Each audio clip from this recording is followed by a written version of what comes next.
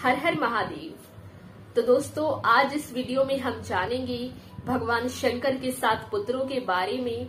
आमतौर पर दोस्तों हम सब भगवान शंकर के 2 पुत्रों कार्तिकेय भगवान और गणेश जी के बारे में ही हम जानते हैं।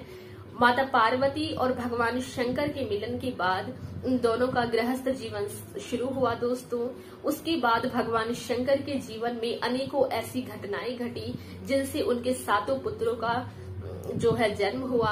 और इन 7 पुत्रों का जो वर्णन है दोस्तों वो पौराणिक कथाओं में भी हमें मिलता है। तो आइए जानते हैं भगवान शंकर के इन 7 पुत्रों के बारे में। तो दोस्तों बात करते हैं भगवान शंकर के पहले पुत्र की। तो कथाओं के अनुसार दोस्तों जब माता सती ने आत्मदाह कर लिया था, माता सती की मृत्यु के बाद भगवान शंकर जो थे वो कठोर तपस्या में लीन हो गए थे। तो तब क्या हुआ था दोस्तों, एक तारकासुर नाम का एक राक्षस था, उसका पृथ्वी पर अत्याचार बहुत ज्यादा बढ़ गया था। सभी लोग उससे जो है बहुत परेशान हो गए थे और जो देवता थे वो भी जो है उनसे बहुत परेशान हो गए। तब सभी देवता जो थे दोस्तों वो ब्रह्मा जी के पास गए और उन्होंने अपनी सारी समस्या उनको बताई। तो तब क्या हुआ, ब्रह्मा जी ने कहा कि ये जो तारकासुर असुर है इसका वध जो है वो केवल महादेव का पुत्र ही करेगा। तो कुछ समय बाद दोस्तों जब माता पार्वती का और भोलेनाथ का मिलन हुआ तब उनको जो है एक पुत्र जन्मा, उसी का नाम था कार्तिकेय। तो ये जो कार्तिकेय था इनका जो जन्म था दोस्तों वो तारकासुर को मारने के उद्देश्य से हुआ था और यही भगवान शंकर के पहले पुत्र थे। तो आइए दोस्तों जानते हैं भगवान शंकर के दूसरे पुत्र के बारे में। तो भगवान एक बार क्या हुआ था दोस्तों, जब माता पार्वती, कथाओं के अनुसार ये बताया गया है कि माता पार्वती जो है स्नान कर रही थी तब अचानक से नंदी भगवान वहां पर आ गए थे।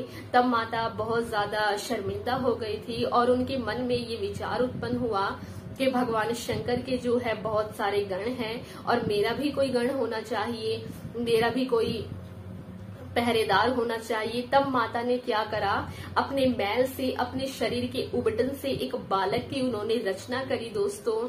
तो वह बालक जो है उन्होंने पहरेदार के रूप में अपने द्वार पर खड़ा कर दिया। तब उसके बाद क्या हुआ, भगवान शंकर वहां पर आए और भगवान शंकर को जब उस बालक ने अंदर नहीं जाने दिया तब भगवान शंकर ने उस बालक का सर काट दिया। तो उसके बाद माता सबके कहने पर जो है भगवान शंकर ने हाथी का सर जो है उस बालक को लगा दिया। तब जो है उस बालक का नाम गणेश पड़ा। तो हाँ दोस्तों यह भगवान शंकर के दूसरे पुत्र थे। तो आइए जानते हैं भगवान शंकर के तीसरे पुत्र के बारे में। तो दोस्तों भगवान शंकर के तीसरे पुत्र जो थे वो थे शुकेश।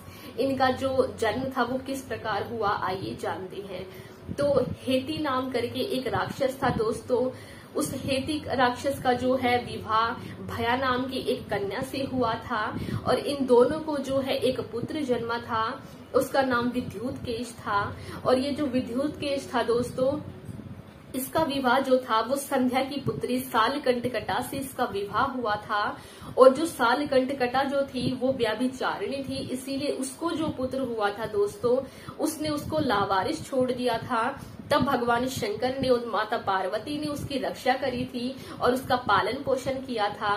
तो यही जो पुत्र था दोस्तों यही शुकेश था और यही माता पार्वती का और भोलेनाथ का तीसरा पुत्र था। तो आइए जानते हैं भगवान शंकर के चौथे पुत्र के बारे में। तो भगवान शंकर के जो चौथे पुत्र थे दोस्तों वह थे अयप्पा। जो अयप्पा है ऐसा माना जाता है कि विष्णु भगवान और भोलेनाथ के मोहिनी रूप के ये पुत्र थे।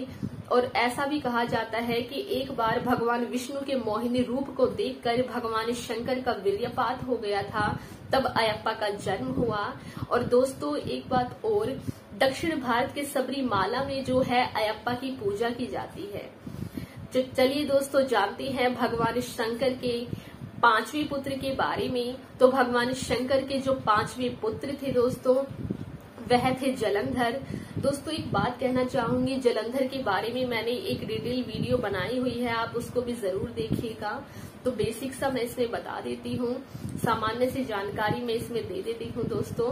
तो जो जलंधर थे वो भगवान शंकर के तीसरे नेत्र की क्रोध अग्नि से जो थे जलंधर उत्पन्न हुआ था, और जो जलंधर था वह भगवान शंकर से बहुत ज्यादा नफरत करता था।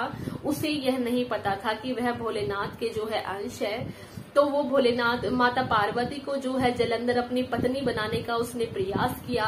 तब भगवान शंकर ने उससे युद्ध किया और जलंधर और भोलेनाथ के युद्ध में जो है जलंधर का वध हुआ दोस्तों।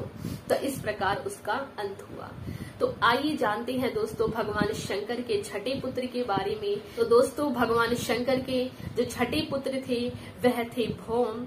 ये जो भौम था दोस्तों, इसकी उत्पत्ति कैसे हुई थी? एक बार भगवान शंकर जो थे कठोर तपस्या में लीन थे, तब उनको जो है बहुत ज्यादा पसीना आ गया था और उनका जो पसीने की बूंद थी वो पृथ्वी पर गिर गई थी, धरती पर गिर गई थी। तो इससे जो है दोस्तों देवी भूमि को एक पुत्र उत्पन्न हुआ था और देवी भूमि के द्वारा इस पुत्र का पालन पोषण किए जाने के कारण और भूमि के द्वारा उत्पन्न किए जाने के कारण ही इस बालक का नाम जो है भौम पड़ा था दोस्तों। और दोस्तों याद रहे कि मंगल ग्रह को ही जो है भौम के नाम से जाना जाता है।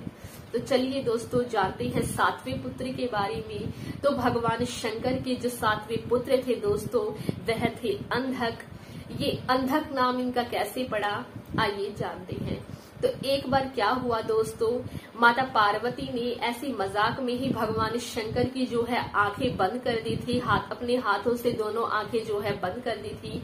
तब पूरे संसार में जो है बहुत ज्यादा अंधकार फैल गया था दोस्तों। तब भोले शंकर ने जो है अपना तीसरा नेत्र खोल दिया था। तो इस तीसरे नेत्र के प्रकाश से माता पार्वती का जो है पसीना धरती पर टपक गया था। तो इस पसीने से जो है दोस्तों अंधक का जन्म हुआ और इसका नाम अंधक इसीलिए पड़ा दोस्तों क्योंकि यह अंधकार में उत्पन्न हुआ था। और यह जो पुत्र था दोस्तों यह शुरुआत से ही स्टार्टिंग से ही ये जो है नेत्रहीन था, इसीलिए इसका नाम अंधक पड़ा। सो दोस्तों यह थे भगवान शंकर के सातों पुत्र। तो दोस्तों इस वीडियो में हमने जाना भगवान शंकर के सातों पुत्रों के बारे में, उनके जन्म के बारे में, उनके अंत के बारे में। तो दोस्तों वीडियो अच्छा लगे तो वीडियो को लाइक करें, चैनल को सब्सक्राइब करें। जय श्री महाकाल, जय श्री महाकाल, जय श्री महाकाल।